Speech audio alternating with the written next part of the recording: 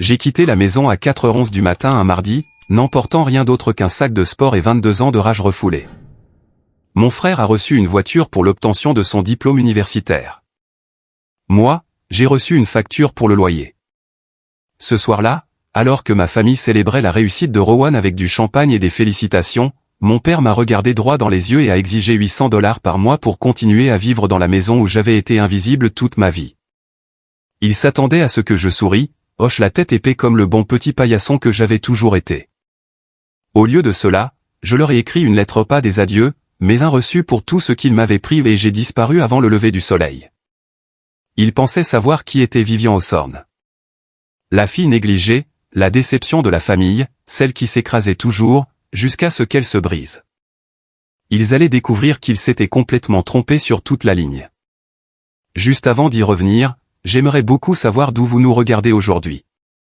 Et si vous aimez ces histoires, assurez-vous de vous abonner. J'aurais dû savoir que quelque chose ne allait pas quand ma mère m'a demandé de dresser la table avec la porcelaine fine pour le dîner du dimanche.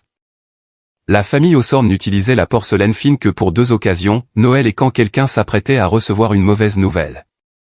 Je m'appelle Vivian Hawthorne, et j'avais 22 ans quand mon monde s'est brisé comme un œuf s'écrasant sur du béton. Mais les fissures se formaient depuis des années, des micro-fissures dans ce que tout le monde croyait être un portrait de famille parfait. Grandir dans la maison des Hawthorne signifiait apprendre à lire entre les lignes. Mon père, Dean, s'exprimait par des ordres déguisés en suggestions. Ma mère, Mara, avait perfectionné l'art de tout dire tout en ne disant rien du tout. Et mon frère Rowan, eh bien, Rowan était l'enfant prodige qui ne pouvait rien faire de mal, même quand il faisait tout de travers. Je me souviens de la première fois où j'ai vraiment compris à quel point Rowan et moi étions différents aux yeux de nos parents. J'avais 14 ans. Rowan en avait 16. Il avait emprunté la BMW de papa pour faire une virée avec ses amis et l'avait écrasée contre la boîte aux lettres des Henderson, 3 pâtés de maison plus loin. Quand papa l'a appris, il n'a pas crié sur Rowan. Au lieu de cela, il s'est tourné vers moi avec ses yeux gris et froids et a dit « Pourquoi ne m'as-tu pas dit qu'il prévoyait de faire ça ? Tu le savais, n'est-ce pas ?» Je n'en savais rien. J'étais dans ma chambre à faire mes devoirs comme toujours. Mais d'une manière ou d'une autre, l'erreur de Rowan est devenue ma faute pour ne pas l'avoir empêché. C'était la première règle que j'ai apprise dans la maison Hawthorne, quand Rowan faisait une bêtise, tout le monde était responsable de ne pas l'avoir arrêté. La deuxième règle que j'ai apprise était que les apparences importaient plus que la vérité. Alors que je cumulais 2 emplois à temps partiel et suivais des cours en ligne pour économiser de l'argent, Rowan vivait dans une résidence universitaire à l'université d'État, ses frais de scolarité étant entièrement payés par papa et maman. Quand les voisins prenaient de nos nouvelles, maman rayonnait et disait « Rowan étudie le commerce, et Vivian prend son temps pour trouver sa voie. » Prendre mon temps. Comme si travailler 60 heures par semaine tout en préparant mon diplôme était une sorte de vacances de luxe. La troisième règle était la plus cruelle, l'amour était conditionnel, et je n'avais pas rempli les conditions. À l'approche de la remise des diplômes de Rowan, j'avais perfectionné l'art d'être invisible. Je gardais la tête basse, mes notes élevées et mes rêves assez petits pour tenir dans le coin exigu de notre maison que j'appelais chez moi. J'avais lancé une petite entreprise en ligne de vente de bijoux faits main, rien d'extraordinaire, mais c'était à moi. Quand je l'ai mentionné lors d'un dîner, papa m'a regardé par-dessus ses lunettes de lecture et a ricané, toujours à jouer à la marchande avec tes livres et tes loisirs créatifs, je vois.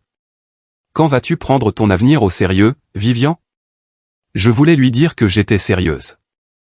Je voulais lui montrer mon plan d'affaires, les avis de mes clients, mes économies grandissantes.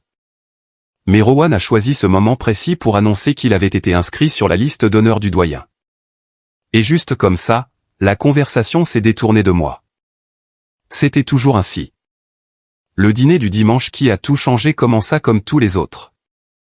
Rowan était assis à la droite de papa, nous régalant d'anecdotes sur sa dernière année d'études. Maman était suspendue à ses lèvres, lui posant des questions et riant à ses blagues. J'étais assise en face d'eux, coupant mon rôti de bœuf en morceaux de plus en plus petits, me demandant si quelqu'un remarquerait si j'arrêtais tout simplement de venir à ces représentations. Alors, Rowan, dit papa en posant son verre de vin avec solennité. Ta mère et moi avons discuté de ton cadeau de diplôme. Les yeux de Rowan s'illuminèrent. Tu n'avais pas besoin de m'acheter quoi que ce soit, papa. Le diplôme est déjà un cadeau suffisant. En prononçant ces mots, sa voix trahissait ce ton d'impatience qui signifiait qu'il s'attendait absolument à quelque chose, et à quelque chose de grand. Maman joignit les mains comme si elle assistait à une demande en mariage. Oh, Dean, devrions-nous lui dire maintenant? Pourquoi pas Rowan, mon fils, nous t'offrons la Camry, mais pas l'ancienne. Nous t'en avons acheté une neuve. Blanc nacré, intérieur cuir, la totale. La fourchette m'échappa des mains et s'écrasa sur mon assiette. Une nouvelle voiture. Une voiture neuve pour Rowan, qui avait écrasé la BMW de papa, qui avait reçu 3 contraventions pour excès de vitesse l'année passée, et qui n'avait jamais travaillé de sa vie. Waouh, papa. Merci. Merci infiniment. La voix de Rowan se brisa sous le coup d'une émotion sincère, et pendant un instant, je revis le petit garçon qu'il était. Celui qui construisait des cabanes de couverture avec moi et partageait ses bonbons d'Halloween.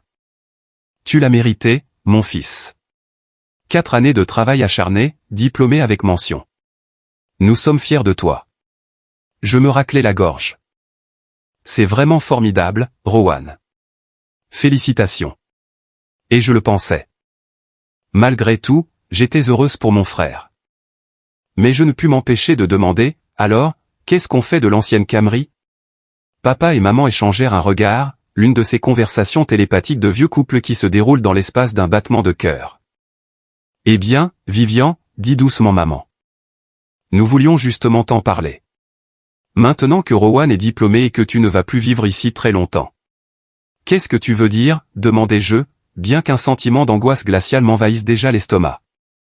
Papa s'adossa à sa chaise, adoptant sa posture de conseil d'administration. Tu as 22 ans, Vivian. Il est temps que tu commences à contribuer davantage à ce foyer. Nous avons décidé que tu devais commencer à payer un loyer. $800 par mois, dû le premier dimanche de chaque mois. La pièce plongea dans le silence, à l'exception du tic-tac de l'horloge antique de maman sur la cheminée. $800. C'était plus de la moitié de ce que je gagnais avec mes 2 emplois réunis. Je ne comprends pas, dis-je doucement. Rowan a vécu ici gratuitement jusqu'à ses 22 ans. Il n'a jamais payé de loyer pendant les étés ou les vacances d'hiver. Rowan était à l'université, répliqua papa comme si cela expliquait tout. Je suis aussi à l'université. Je prépare mon diplôme en ligne. C'est différent, et tu le sais. Les cours en ligne ne valent pas une véritable expérience universitaire. De plus, Rowan se concentrait sur ses études. Toi, tu travailles, ce qui veut dire que tu as les moyens de contribuer. Cette logique était si tordue qu'elle me donnait le tournis. J'étais puni parce que je travaillais, parce que j'étais responsable, parce que j'essayais de m'en sortir sans leur aide. Quand est-ce que cela doit commencer, demandai-je. Dimanche prochain. Premier versement. Et Vivian, la voix de papa prit ce ton tranchant qui signifiait que la discussion était close, c'est ainsi que les choses vont se passer. Je regardai maman, espérant un signe de soutien, une reconnaissance du caractère injuste de la situation. Elle observait attentivement sa manucure, les lèvres serrées. Tu ne trouves pas ça bizarre du tout, lui demandai-je directement. Elle finit par lever les yeux et, pendant un court instant, je crus déceler du regret dans son regard. Mais elle se redressa et dit, ton père a raison, ma chérie. Il est temps pour toi de grandir. Rowan n'avait pas prononcé un mot pendant tout l'échange. Quand je le regardais, il fixait ses mains, mais il y avait dans son expression quelque chose qui ressemblait presque à de la suffisance. Ou peut-être n'était-ce que mon imagination alimentée par la blessure et la colère. $800, répétai-je. Dimanche prochain. C'est ça, dit papa. Il leva son verre de vin bien haut. Trinquons au nouveau départ. À l'avenir brillant de Rowan et à la nouvelle responsabilité de Vivian. Ils taillèrent leur verre tandis que je restais assise là, mon monde s'effondrant en silence. Je voulais hurler. Je voulais renverser la table et partir en tempête. Je voulais leur dire exactement ce que je pensais de leur logique tordue et de leur favoritisme cruel. Au lieu de cela, je fis ce que j'avais toujours fait dans la maison Hawthorne, je souris poliment, m'excusai pour débarrasser la vaisselle et ne dis absolument rien. Mais alors que je me tenais devant l'évier de la cuisine, lavant la vaisselle fine à la main pendant que ma famille riait dans la salle à manger, quelque chose en moi se brisa. Une petite voix dans ma tête me dit, tu n'es pas obligé de vivre comme ça. J'avais toujours été la fille modèle, celle qui ne faisait pas de vagues, qui encaissait chaque affront et chaque injustice sans se plaindre. Mais là, debout, l'eau de vaisselle jusqu'au poignet, avec le rire de mon frère résonnant dans la pièce d'à côté, je compris que le fait d'être gentil ne m'avait mené nulle part, sinon dans un piège. Cette nuit-là, allongé dans mon lit, je fixais le plafond en faisant des calculs mentaux. $800 de loyer, plus mes autres dépenses, moins mes revenus des 2 emplois. Les chiffres ne collaient pas. Même en faisant des heures supplémentaires, même en me privant de tout ce qui n'était pas absolument nécessaire, je ne pouvais pas y arriver tout en économisant pour mon avenir, à moins de faire un choix totalement différent. Je n'avais jamais été du genre dramatique. Je n'étais pas une sœur qui claquait les portes, faisait des scènes ou menaçait de s'enfuir. Mais alors que minuit sonnait et que la maison s'apaisait autour de moi, je commençais à planifier mon départ. Le lundi matin arriva avec cette gaieté artificielle que Mara Hawthorne portait comme un parfum de luxe. Chiffre donné en préparant le café, embrassa papa pour lui dire au revoir sur le pas de la porte et me rappela que nous devions nous asseoir pour régler les détails de mon nouvel arrangement financier. J'ai hoché la tête, j'ai accepté et j'ai joué le rôle de la fille parfaite pendant 6 jours de plus. Mais intérieurement, je planifiais méthodiquement ma disparition. J'ai commencé par les aspects pratiques. J'ai cherché les horaires et les prix des billets de bus Greyhound. J'ai calculé exactement combien d'argent j'avais de côté et jusqu'où cela pouvait me mener. J'ai dressé la liste de tout ce que je possédais et qui comptait vraiment pour moi. J'ai été surprise de voir à quel point elle était courte. Les objets les plus importants n'étaient pas matériels, mais représentaient mon avenir, mon ordinateur portable, qui contenait les fichiers de mon entreprise et le début de ma vraie vie, une petite boîte à bijoux ayant appartenu à ma grand-mère, que je gardais caché au fond de mon placard, et surtout, un ensemble de journaux intimes en cuir qui avaient également appartenu à ma grand-mère, Evelyn Hawthorne. Tout le monde supposait que ces journaux avaient été perdus après la mort de grand-mère Evelyn il y a 3 ans. Papa avait fait mine de les chercher partout, affirmant qu'ils contenaient une histoire familiale importante qui devait revenir à Rowan en tant que petit-fils aîné. Mais je les avais trouvés en premier, cachés dans une malle dans son grenier, et quelque chose m'avait dit de les garder secrets. Je ne les avais jamais lus entièrement, mais je savais qu'ils contenaient bien plus que de simples souvenirs de famille. Il y avait des coupures de presse, des documents juridiques et ce qui ressemblait à des relevés financiers glissés entre les pages. Le mardi, j'ai travaillé à mes 2 emplois comme d'habitude. À la librairie, j'ai aidé les clients à trouver des romans d'amour et j'ai fait comme si tout était normal. Au restaurant, j'ai servi des tables et souri jusqu'à en avoir mal aux joues. Mais à chaque instant libre, je faisais des listes et des plans. Le mercredi, j'ai commencé à faire mes bagages. Pas de manière flagrante, mais en déplaçant progressivement mes effets personnels les plus précieux dans un grand sac de sport caché sous mon lit. T-shirt, jeans, sous-vêtements, chargeur d'ordinateur, boîte à bijoux, journaux intimes, tout ce qui me définissait tenait désormais dans un seul sac. Le jeudi, j'ai écrit la lettre. J'avais commencé et abandonné une 12aine de versions différentes, des lettres de colère pleines d'accusations, des lettres de tristesse implorant de la compréhension. Finalement, j'ai écrit quelque chose de simple et de purement factuel. J'ai dressé un bilan. Chère famille, commençait la lettre. Puis j'ai tout listé. Chaque fois que j'avais couvert Rowan, chaque événement familial où j'avais été ignoré ou écarté, chaque sacrifice fait pour préserver la paix. Chaque dollar dépensé pour des cadeaux familiaux alors que je portais des vêtements d'occasion, chaque rêve évoqué qui avait été balayé d'un rire ou ignoré. Mais ce n'était pas écrit avec colère. C'était rédigé comme un rapport professionnel, factuel et précis.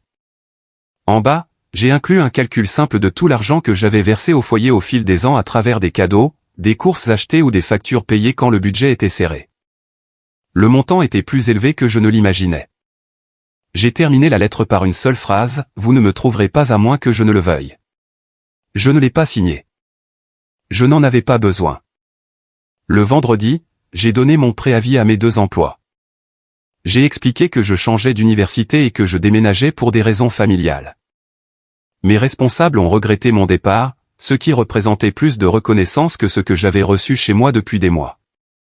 Le samedi, je n'ai pas pu avaler grand-chose. J'ai poussé la nourriture dans mon assiette pendant le dîner tandis que Rowan parlait de sa cérémonie de remise des diplômes et de ses entretiens d'embauche.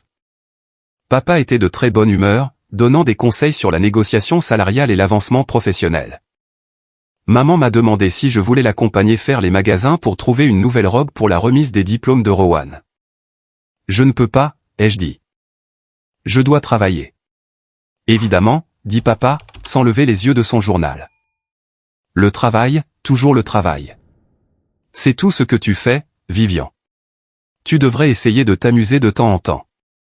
S'il avait su que dans moins de 12 heures, je serais parti.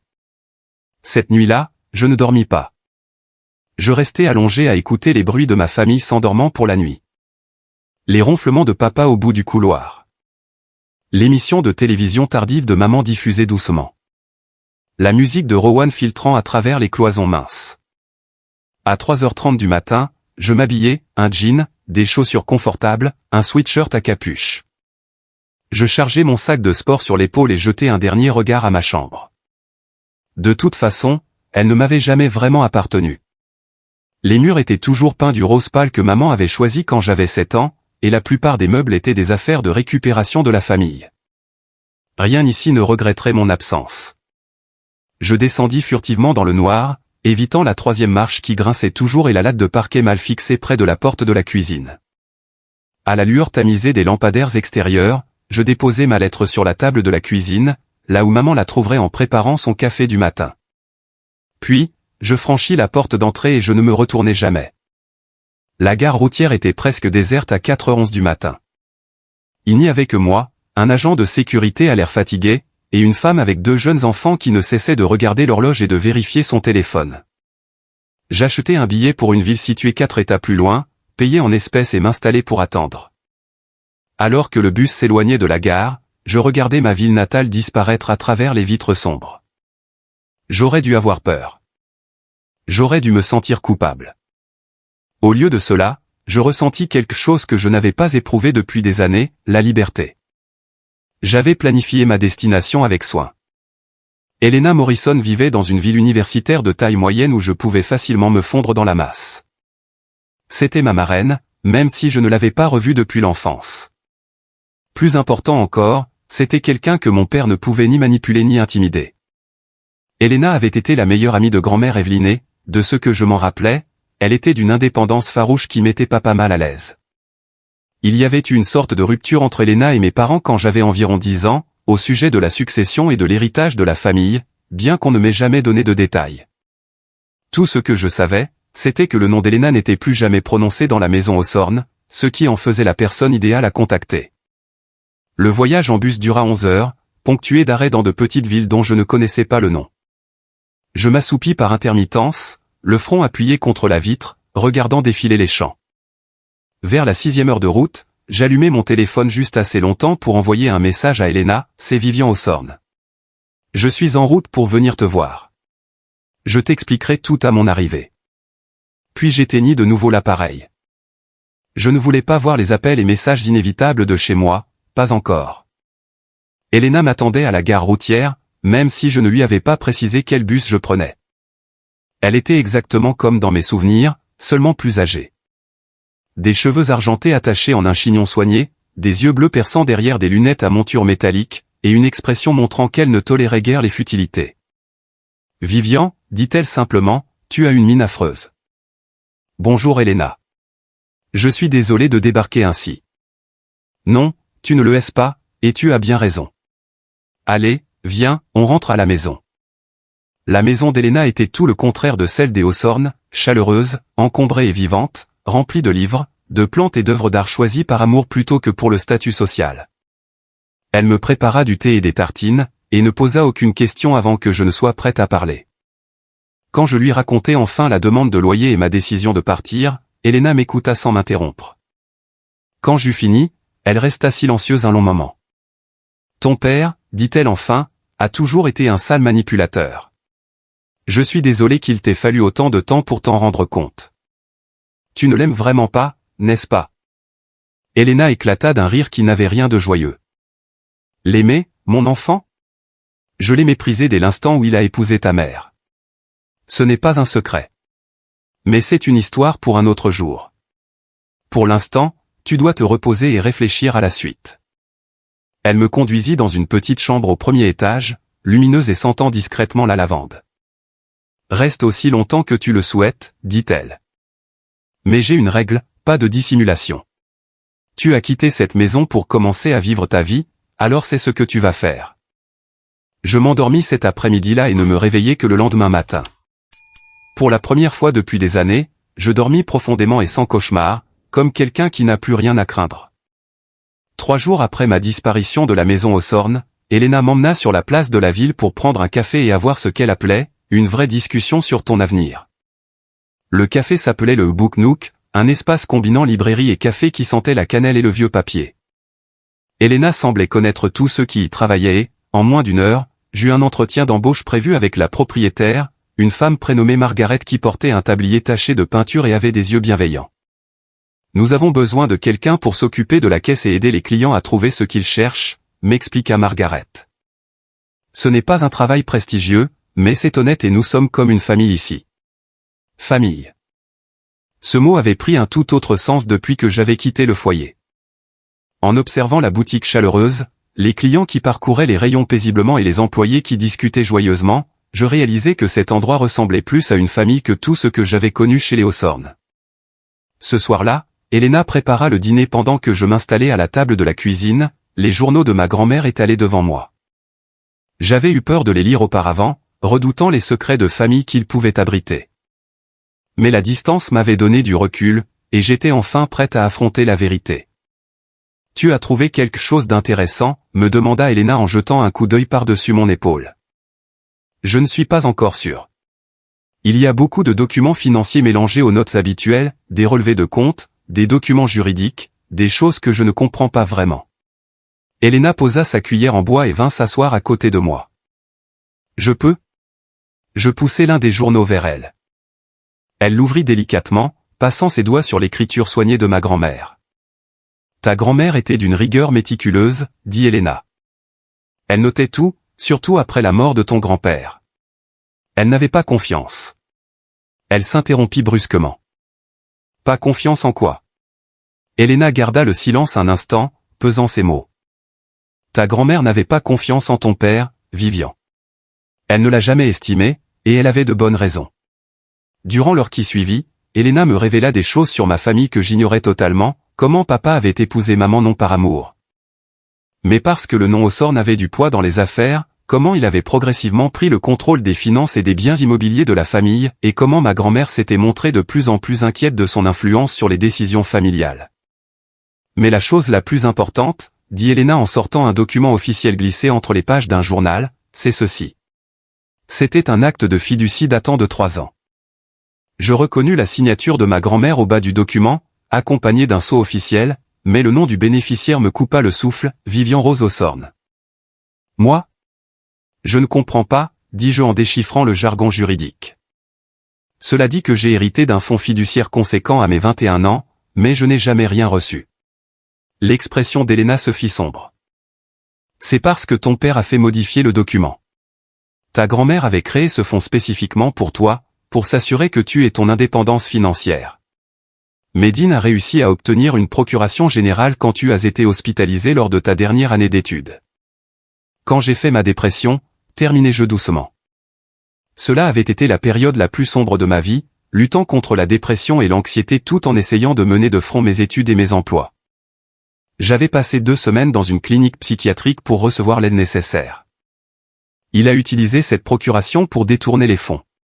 Légalement, c'était un vol, mais il l'a fait assez habilement pour que cela paraisse légitime sur le papier.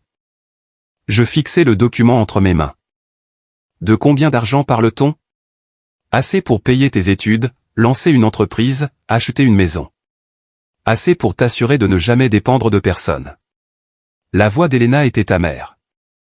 Ta grand-mère savait exactement quel genre d'homme était ton père, et elle voulait te protéger de lui. La pièce sembla tourner autour de moi. Toutes ces années à accumuler les emplois, à racler mes fonds de tiroir pour acheter mes manuels scolaires et réparer ma voiture, à écouter les sermons de papa sur la responsabilité financière. Alors qu'il y avait de l'argent qui m'appartenait de droit, de l'argent qui aurait pu tout changer.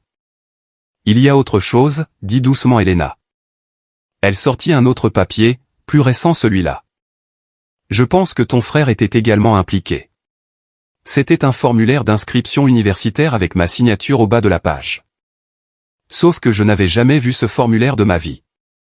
Cela autorisait le transfert de ton compte d'épargne études pour payer les frais de scolarité de Rowan, m'expliqua Elena. La signature ressemble à la tienne. Mais ce n'est pas la mienne. J'examinai la signature de près. Elle ressemblait à mon écriture, mais les boucles étaient légèrement différentes et la pression de la plume était irrégulière.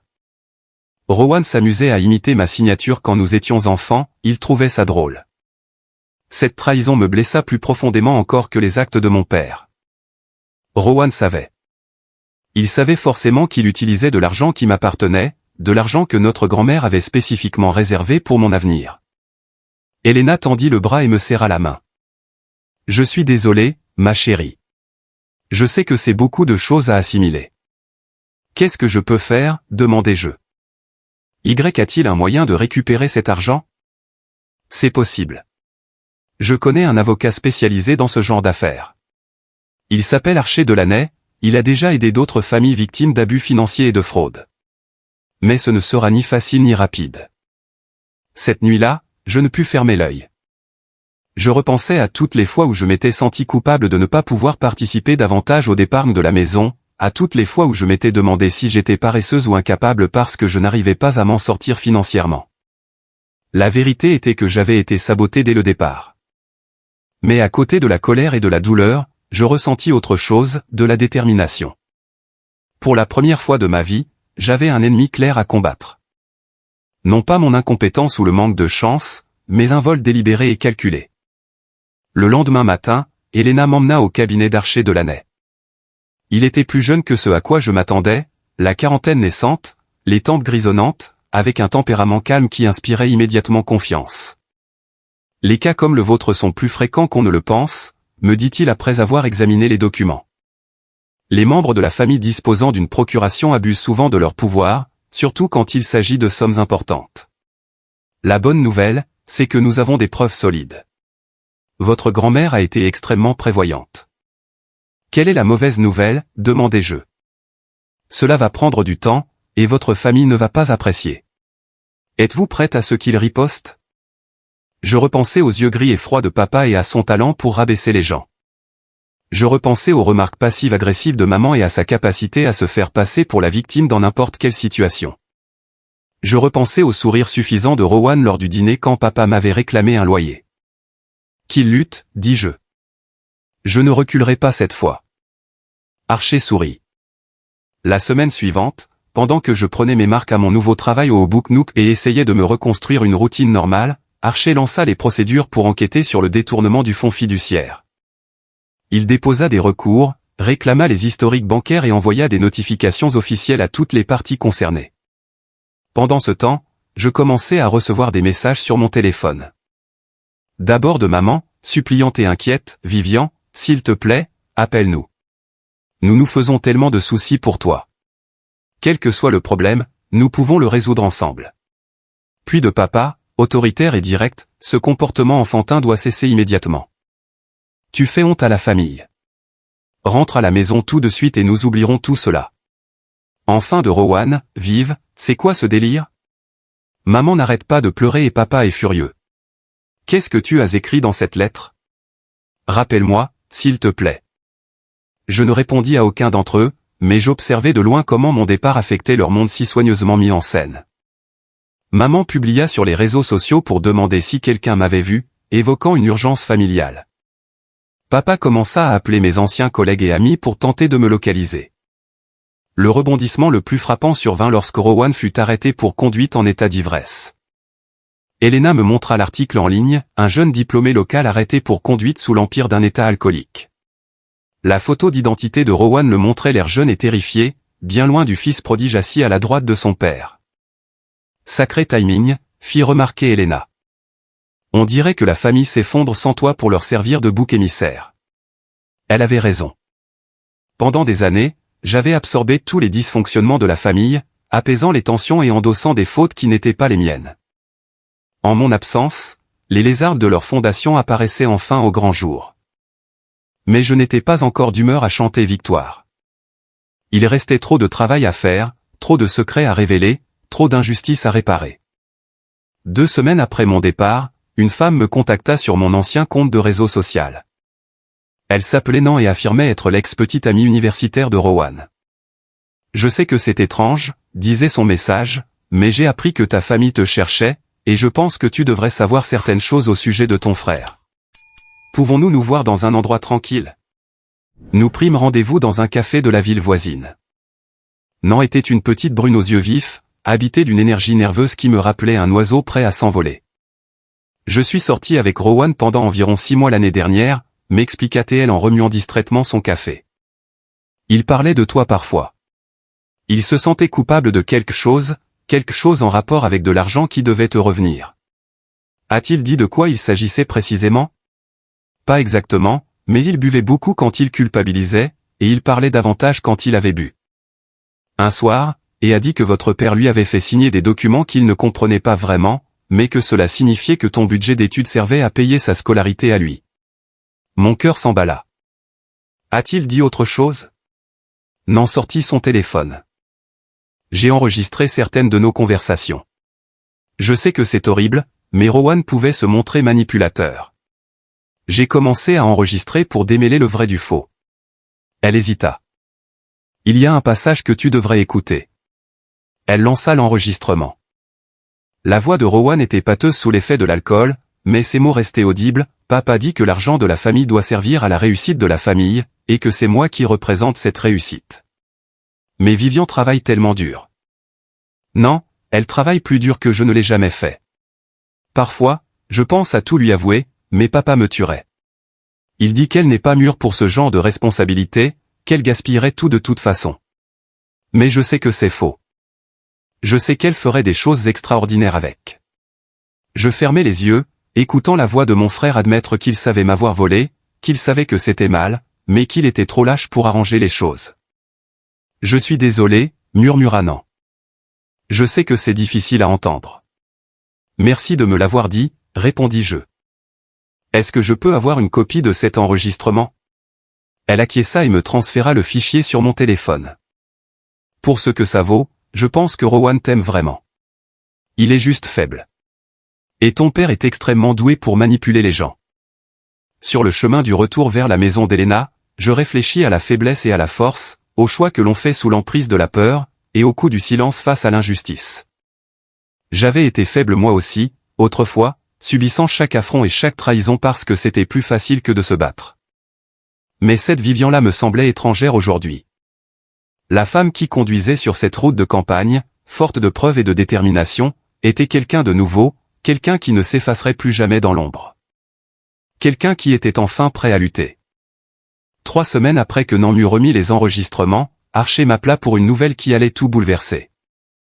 L'affaire juridique avançait plus vite que prévu, et Dinosaur s'apprêtait à recevoir une surprise des plus désagréables.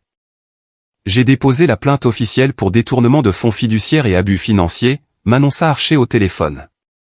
Le tribunal a approuvé notre demande de gel des avoirs dans l'attente de l'enquête. Les documents seront signifiés à votre père cet après-midi. J'étais en train de ranger des livres au Book Nook quand l'appel arriva, et je dus m'asseoir sur un escabeau pour réaliser la portée de ses paroles. Après des années d'impuissance, voir l'appareil judiciaire s'activer en ma faveur me paraissait irréel. Qu'est-ce que cela signifie exactement, demandai-je. Cela veut dire que son accès aux fonds fiduciaires est immédiatement suspendu. Plus de transferts, plus de retraits, et il devra comparaître devant le tribunal pour expliquer comment il a obtenu cette procuration et pourquoi il a détourné de l'argent qui vous était légalement destiné. Ce soir-là, Elena et moi nous installâmes sur son porche avec des verres de thé glacé, observant le coucher du soleil tout en attendant. Nous savions toutes les deux que Dean réagirait rapidement et bruyamment à la réception de la convocation judiciaire. La seule question était de savoir comment.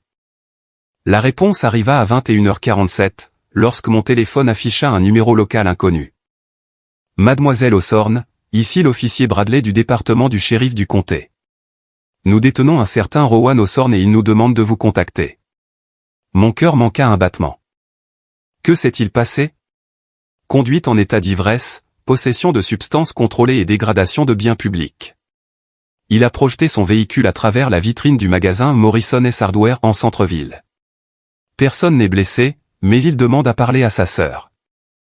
Elena m'emmena au poste de police du comté en silence. J'avais souvent imaginé ce moment depuis mon départ, revoir Rowan, le confronter à ce qu'il avait fait. Mais j'avais rêvé que cela se ferait selon mes conditions, quand je m'y serais préparé, pas de cette manière. Rowan semblait plus frêle que dans mes souvenirs. Assis dans le parloir, il portait une combinaison orange trop grande pour lui, ses cheveux étaient gras et ses yeux injectés de sang. En m'apercevant, son visage s'effondra. Vive, Dieu merci. Je ne savais pas qui appeler d'autre. Où sont maman et papa, demandai-je en m'asseyant en face de lui à la table de métal. Papa a refusé de venir. Il a dit que j'avais fait mon lit et que je devais me coucher dedans. Maman voulait venir, mais papa lui a interdit. La voix de Rowan était enrouée. Ils se disputent sans arrêt maintenant. Depuis ton départ et depuis que ses avocats ont commencé à appeler. Les avocats appellent parce que papa a volé de l'argent qui m'appartenait. De l'argent que grand-mère Evelyne avait laissé spécialement pour mon avenir. Rowan baissa les yeux vers ses mains. Je sais. Tu crois que je voulais ça? Il me regarda, les larmes aux yeux. Tu crois que je voulais vivre avec la culpabilité de savoir que chaque semestre d'études, chaque repas à la cafétéria, chaque livre que j'achetais était payé avec de l'argent qui aurait dû être le tien. J'observais le visage de mon frère, y cherchant un quelconque signe de mensonge. Mais je n'y vis que de l'épuisement et un remords sincère. Alors pourquoi n'as-tu rien dit? Pourquoi ne l'as-tu pas arrêté? Parce que j'étais lâche. Parce que papa présentait ça comme la meilleure solution, en prétendant que tu n'étais pas prête pour ce genre de responsabilité, et parce que je me disais que si je travaillais assez dur, si j'avais de bonnes notes et réussissais, je pourrais peut-être réparer tout ça un jour. Il s'essuya le nez du revers de la main. Mais je n'ai jamais pu réparer quoi que ce soit. Et chaque jour qui passait, il devenait plus difficile d'avouer la vérité. Je voulais rester en colère contre lui. La colère me protégeait mieux que ce mélange complexe d'amour, de trahison et de pitié qui m'envahissait. Mais en regardant mon frère, en l'observant vraiment, je compris qu'il avait lui aussi été pris au piège, simplement d'une autre manière. Je n'ai jamais voulu de cette voiture, vive. Je ne voulais même pas aller à la fac. Je voulais apprendre la menuiserie, peut-être monter mon entreprise de bâtiment. Mais papa avait tout programmé, diplôme de commerce, poste en entreprise, perpétuer le nom de la famille. Et chaque fois que j'essayais de m'y opposer, il me rappelait combien d'argent il investissait dans mon avenir. De l'argent qui ne lui appartenait pas. Je le sais maintenant, je le sais depuis un moment. C'est pour ça que j'ai commencé à boire autant. C'est pour ça que je n'arrivais à garder aucun des boulots que papa me trouvait. Comment construire sa vie sur un tas de mensonges? Nous restâmes un instant silencieux. À travers l'étroite fenêtre, je voyais des voitures de police aller et venir sur le parking, et je songeais à toutes les familles qui devaient avoir des discussions similaires, tentant de distinguer le vrai du faux, l'amour de la manipulation. Qu'est-ce qui va se passer maintenant? Demanda Rowan. Maintenant, tu vas faire face aux conséquences de tes actes, et papa aussi. Est-ce que tu vas t'en sortir? Je veux dire, tu as un endroit où vivre, de l'argent pour vivre? Malgré tout, j'eus presque un sourire, même en prison, vêtu d'une combinaison orange, mon frère s'inquiétait pour moi. Je m'en sors bien, Rowan. Mieux que bien, même. J'ai un travail que j'adore, des amis qui tiennent à moi et des gens qui reconnaissent ma valeur. Des choses que je n'ai jamais eues à la maison. Je suis content pour toi, dit-il, et je sentais que c'était sincère. Je suis content que tu t'en sois sorti. En quittant la prison ce soir-là, je ressentis quelque chose à quoi je ne m'attendais pas, un sentiment d'apaisement. Pas une guérison complète, il y avait encore trop de non-dits, mais le début d'une transition. Rowan n'était pas le monstre que je m'étais figuré. C'était simplement un garçon faible qui avait fait de mauvais choix. Et à présent, il en payait le prix. Le véritable coupable, lui, était toujours assis dans la maison des Hawthorne, préparant probablement son prochain coup. 2 jours plus tard, la presse locale relata l'arrestation de Rowan, le fils d'un homme d'affaires en vue arrêté après un incident en centre-ville. L'article était court mais destructeur, mentionnant la présence de mon père au conseil d'administration de plusieurs entreprises et son influence politique locale. Elena me montra les commentaires en ligne, oscillant entre pitié et sarcasme, pauvre gosse, trop de pression familiale. Un gosse de riche gâté qui se confronte enfin à la réalité. Tel père, tel fils, la malhonnêteté est de famille. Ce dernier commentaire s'avéra prophétique. Avant la fin de la semaine, les ennuis judiciaires de papa lui coûtèrent son siège au conseil d'administration de Lakefield Industries, le plus grand employeur de notre ville. L'entreprise publia un communiqué sur l'importance de maintenir des standards éthiques rigoureux et la nécessité pour ses dirigeants de faire preuve d'exemplarité. J'appris le licenciement de papa par Margaret, à la librairie, qui le tenait d'une cliente dont le mari travaillait chez Lakefield. Apparemment, il n'y avait pas que cette affaire judiciaire, me confia Margaret tandis que nous déballions un carton de nouveaux romans. Il y avait déjà des doutes sur certaines de ces transactions financières. Cet incident leur a simplement fourni le prétexte parfait. Ce soir-là, alors que je fermais la boutique, mon téléphone sonna. Le numéro de maman s'afficha sur l'écran. Après un moment d'hésitation, je décrochai. Vivian. Oh, Dieu merci, ma chérie. Il faut qu'on parle. La voix de maman était différente de mes souvenirs, plus faible, plus fragile. La mondaine pleine d'assurance qui organisait des dîners de gala et des déjeuners de charité avait disparu, laissant place à une femme désorientée et craintive. Bonjour, maman. Pouvons-nous nous voir quelque part? Il y a des choses que tu dois savoir. Des choses que j'aurais dû te dire il y a des années. Contre toute attente, j'acceptais de la retrouver dans un café-restaurant 2 villes plus loin. Elle y était déjà à mon arrivée, installée dans une banquette d'angle, les mains serrées autour d'une tasse de café. Elle paraissait vieillie, amaigrie, marquée par le manque de sommeil et d'appétit. « Tu as bonne mine », dit-elle lorsque je m'assis en face d'elle. « Tu as l'air en forme, et même heureuse. »« Je suis heureuse, maman, pour la première fois depuis des années. » Maman hocha la tête, les larmes aux yeux. « Je suis contente pour toi. Tellement contente. » Elle fouilla dans son sac et en sortit une petite boîte en carton. « Je t'ai apporté quelque chose. Des choses qui auraient dû te revenir depuis très longtemps. » À l'intérieur se trouvaient des lettres, des dizaines de lettres, toutes rédigées de l'écriture caractéristique de ma grand-mère. Elle t'écrivait chaque mois après son entrée à la maison de retraite, m'expliqua maman. Des cartes d'anniversaire, des vœux de Noël, de simples mots pour dire qu'elle pensait à toi. Dean disait que cela te perturberait de les recevoir, que tu étais trop occupé par tes études et ton travail pour t'encombrer des divagations d'une vieille femme. Je sortis une lettre au hasard. Elle datait de 6 mois à peine avant la mort de grand-mère Evelyne. Elle y exprimait ses encouragements pour mes cours en ligne et ma petite entreprise, sa fierté face à ma rigueur de travail, et s'enquérait avec douceur de mes projets d'avenir. Elle était au courant pour mon commerce, demandai-je. Elle savait tout. Elle suivait ton parcours grâce à Elena, et par moi, quand j'avais le courage de lui dire la vérité. La voix de maman se brisa. Elle t'aimait tellement, Vivian. Elle était si fière de la femme que tu devenais. La dernière lettre de la boîte différait des autres. Elle était scellée et portait la mention « à n'ouvrir que si Dean tente de s'emparer de tes biens ». Les mains tremblantes, je brisai le sceau et dépliai le papier. Les mots de ma grand-mère étaient clairs et incisifs. « Ma très chère Vivian, si tu lis ces lignes, c'est que mes pires craintes concernant ton père se sont réalisées. Dean Osborne n'est pas l'homme qu'il prétend être. Il a épousé ta mère pour ses relations et la fortune de sa famille, et il a passé 25 ans à s'approprier méthodiquement des biens sur lesquels il n'avait aucun droit. Le fonds de placement que j'ai créé pour toi n'est qu'une infime partie de ce qu'il a dérobé. Il existe des titres de propriété, des comptes d'investissement et des parts d'entreprise qui reviennent de droit à ta mère, mais Dean l'a manipulé pour qu'elle lui cède tout. S'il s'en prend à ta part, bats-toi. Tu as absolument tous les droits de récupérer ce qui t'a été volé.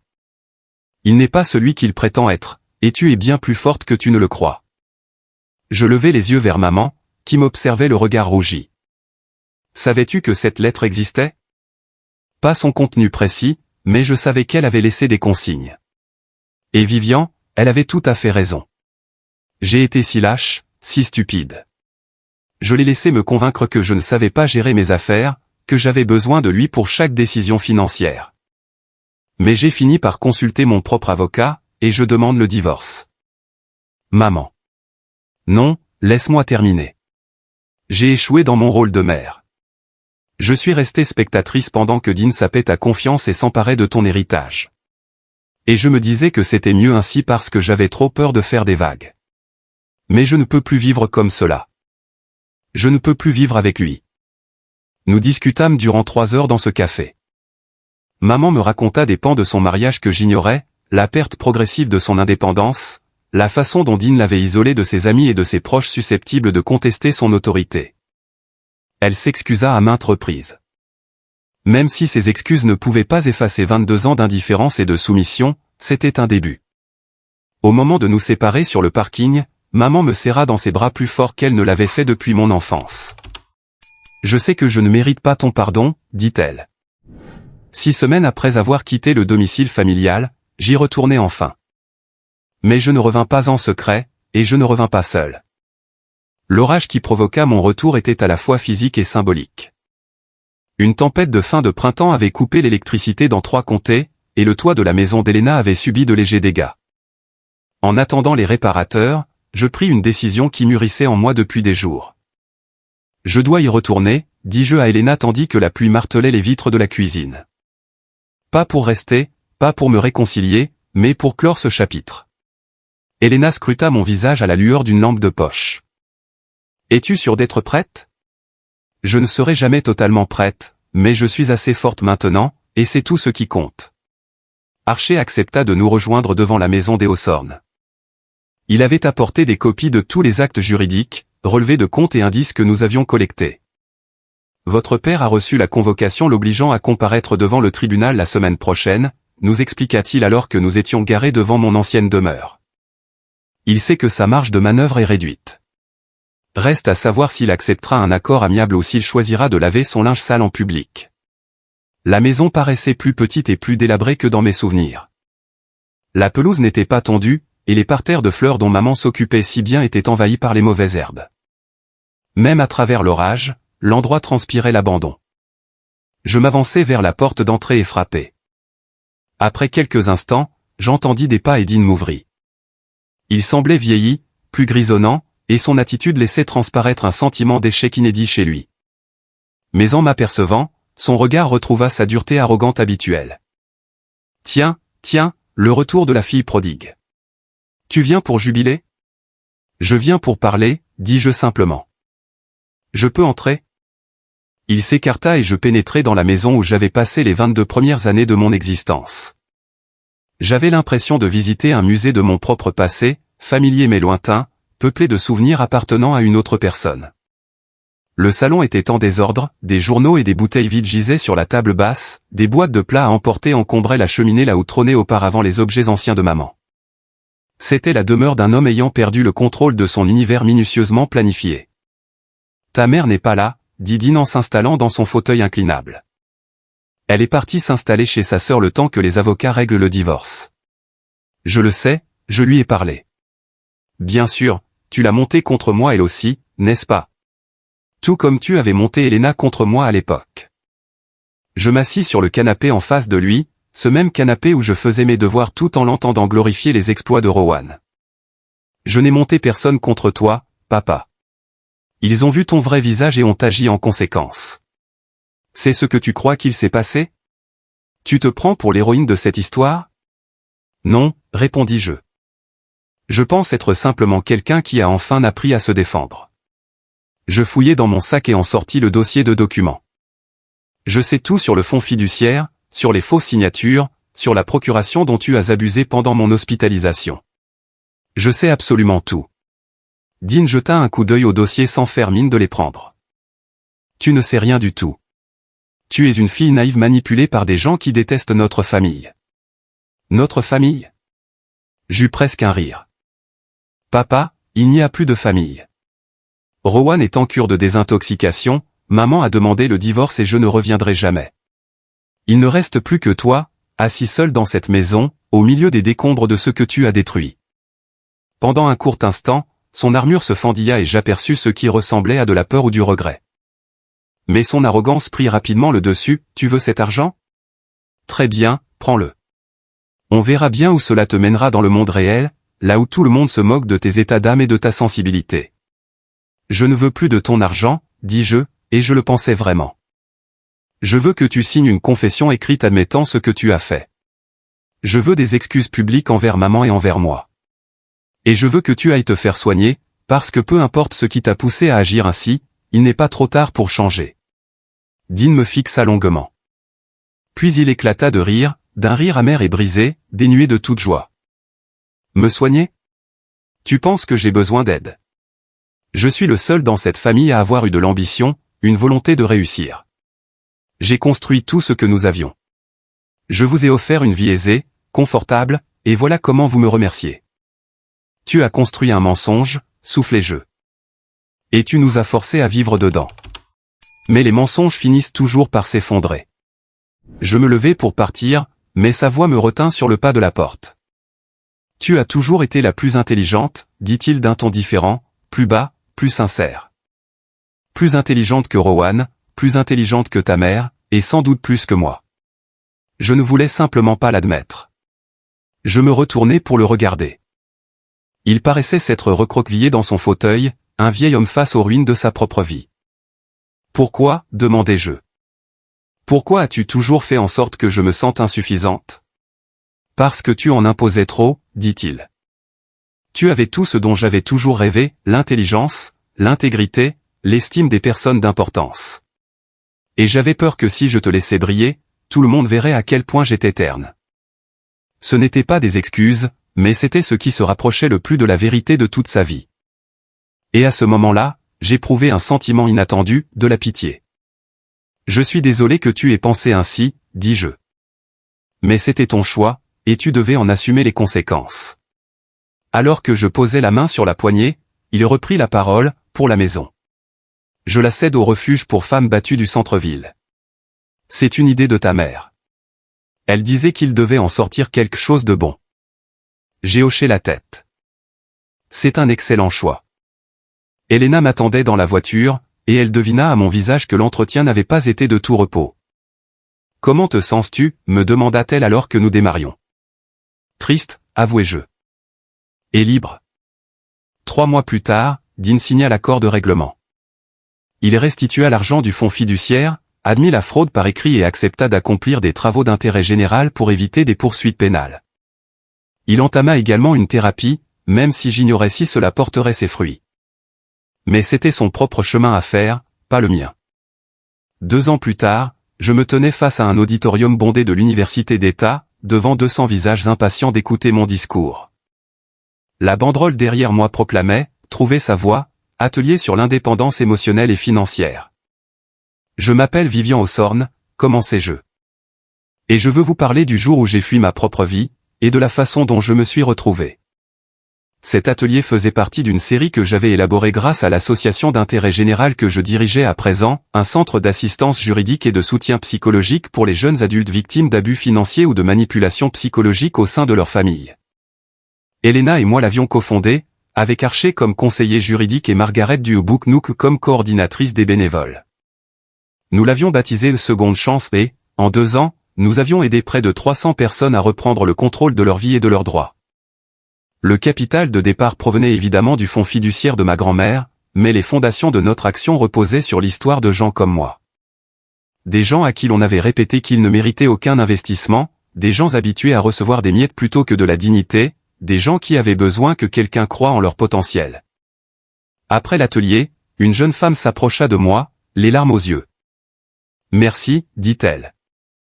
Mes parents ont ouvert des cartes de crédit à mon nom et ruiné ma réputation financière avant même mes 18 ans.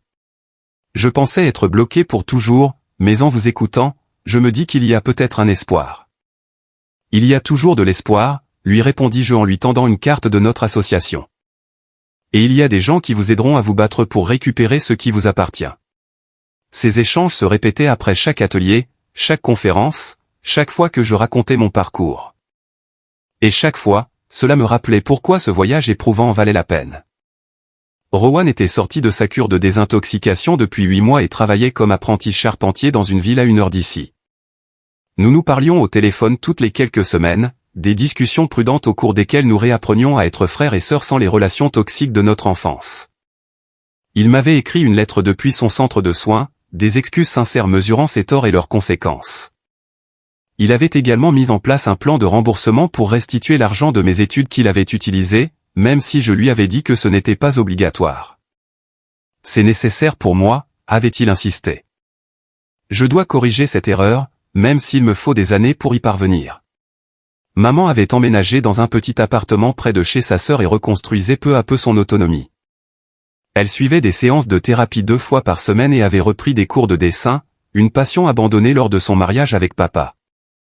Notre relation demeurait fragile, jalonnée d'appels timides et de visites précautionneuses, mais elle était empreinte d'une franchise inédite. C'était elle qui avait soufflé l'idée de faire don de la maison des Haussornes au refuge pour femmes battues, pour en faire une structure d'accueil temporaire. L'ironie de la situation n'échappait à personne, mais cela s'apparentait à une juste forme de réparation. Quant à mon père, j'ignorais sincèrement comment il allait. Nous n'avions aucun contact et je n'avais nullement l'intention d'en rétablir. Elena obtenait parfois de ses nouvelles par des connaissances communes, il louait un petit appartement, poursuivait sa thérapie et travaillait à temps partiel dans un magasin de bricolage du coin. Qu'il changeât sincèrement ou qu'il fît simplement semblant, cela ne concernait que sa conscience. Le changement le plus inattendu dans mon existence fut l'arrivée d'Elia. Je l'avais rencontré dans le café où Elena et moi travaillions souvent sur les demandes de subvention de notre association. Il était enseignant en classe de CE2 et venait chaque samedi matin corriger des copies et préparer ses cours, commandant inlassablement la même chose, un café noir et un muffin aux myrtilles. Pendant des semaines, nous nous limitâmes à de polis saluts de la tête et à des remarques sur le temps qu'il faisait. Puis un jour, il fit un compliment sur le livre que je lisais des mémoires sur les traumatismes familiaux et la résilience, et nous passâmes 3 heures à discuter. Elia était d'une douceur qui n'avait rien à voir avec de la faiblesse. Il écoutait sans chercher à tout résoudre à ma place, posait des questions par pure curiosité et ne me fit jamais ressentir le besoin de feindre ou de jouer un rôle. 6 mois après le début de notre relation, il m'interrogea sur ma famille et je lui racontai toute l'histoire. À la fin de mon récit, il resta silencieux un long moment. « Je suis désolé que tu aies subi tout cela, dit-il enfin. Mais je suis reconnaissant que cela t'ait amené à devenir la femme que tu es aujourd'hui. » C'était exactement la phrase qu'il fallait prononcer. Par un chaud dimanche après-midi de la fin du printemps, je me rendis sur la tombe de grand-mère Evelyne pour la première fois depuis son enterrement. J'emportai ses lettres, absolument toutes, et les lus à haute voix sous le grand chêne qui abritait sa sépulture. « Tu avais raison sur toute la ligne, lui confiai-je. Papa n'était pas celui qu'il prétendait être, mais tu avais également raison de dire que j'étais plus forte que je ne le croyais. » 1 an plus tard, mes mémoires furent publiées. La fille qui s'est volatilisée, une histoire de famille, d'argent et d'amour-propre devint un best-seller, non pas parce que mon récit était exceptionnel, mais parce qu'il faisait écho aux trahisons vécues par tant d'autres. La tournée de promotion fut extraordinaire, me retrouver dans des librairies aux 4 coins du pays, parler devant un public des moments les plus sombres et les plus heureux de mon existence. Mais chaque rencontre m'apportait de nouveaux liens, de nouveaux témoignages et me rappelait que la résilience était accessible et le courage communicatif.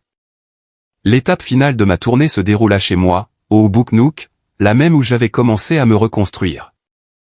Margaret me présenta à une salle comble, composée en grande partie de gens qui m'avaient connu à l'époque où je n'étais que la fille timide qui rangeait les rayons et préparait les cafés. Je souhaite clore cette soirée sur un texte que ma grand-mère m'a laissé, déclarai-je devant ces visages familiers. Parfois, s'évanouir dans la nature est la seule manière de se faire remarquer. En signant les livres après coup, je pris conscience que la gamine effrayée et invisible qui avait fui cette ville 2 ans plus tôt avait bel et bien disparu. À sa place se tenait une femme consciente de sa valeur, qui osait s'exprimer et avait compris que la plus belle des revanches sur ceux qui tentent de vous rabaisser est de briller d'un éclat si fort qu'ils ne peuvent plus vous ignorer. Ce soir-là, je passais en voiture devant l'ancienne demeure des Haussornes. Elle avait été transformée en un endroit magnifique, des lumières douces brillaient à chaque fenêtre, un espace de jeu ornait le jardin et des jardinières colorées étaient en pleine floraison. Une plaque à côté de la porte indiquait « Maison Evelyne ». Centre d'hébergement d'urgence pour femmes et enfants. Je me garais de l'autre côté de la rue pour observer la vie s'animer à l'intérieur, des femmes qui prenaient un nouveau départ. Des enfants qui découvraient qu'un foyer pouvait être synonyme de sécurité. Ma grand-mère aurait adoré savoir que son nom était associé au réconfort plutôt qu'au malheur. En rentrant dans la petite maison que je partageais avec Elia, passant devant le siège de notre association où nous transformions des vies dossier après dossier, puis devant le café où Elena et moi imaginions nos prochains projets. Je repensais aux mots que j'avais laissés sur la table de la cuisine la nuit de ma fuite. Vous ne me trouverez pas à moins que je ne le veuille. À l'époque, j'avais conçu cette phrase comme une menace, un ultime moyen de garder le contrôle alors que je me sentais impuissante. Mais elle s'était révélée être tout autre chose, une promesse faite à moi-même de ne plus jamais me laisser piéger, ignorer ou dévaloriser. Je m'étais trouvé, et plus jamais je ne disparaîtrais. Et si les personnes qui vous ont élevé étaient celles-là même qui vous dérobaient votre avenir? Parfois, disparaître est l'unique moyen de se faire enfin entendre. Aimez et abonnez-vous pour d'autres récits de courage et de métamorphose.